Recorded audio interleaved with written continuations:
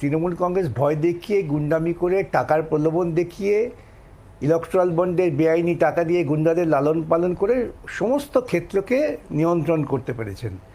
যেটা নিয়ন্ত্রণ করতে পারেননি তা হচ্ছে বিচার ব্যবস্থাকে, বিশেষ করে হাইকোর্টের পর্যায়ে যে বিচার ব্যবস্থা, বিচারকদের তারা ম্যানেজ করতে পারেননি, আর কিছু অভাগা আইনজীবী আমাদের মতো যাদের ম্যানেজ করতে পারেননি। সেটাই হচ্ছে ওর একমাত্র বিপদ। তাই দেখবেন ক্রমাগত বিচার ব্যবস্থার ওপর কুৎসামূলক আক্রমণ করে যাচ্ছেন একটা রাজ্যের মুখ্যমন্ত্রী।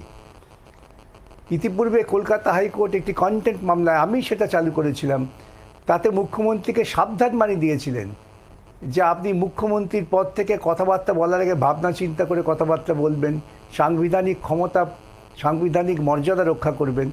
কাকে বলবে? এই রাজ্যের মুখ্যমন্ত্রী তো সাধারণতম নিম্নতম সৌজন্য বোধ নেই। তিনি বিচারপতিদের আক্রমণ করে যাচ্ছেন, একের পর এক বিচারপতি, একজন দুজন নয়, এবং গোটা হাইকোর্টটাকে আজকে তিনি আক্রমণ করছেন। তার কারণ তিনি ব্যর্থ, হতাশ যে হাইকোর্টের বিচারপতিদের নিয়ন্ত্রণ করতে পারছেন না, তারই প্রতিফলন এটা।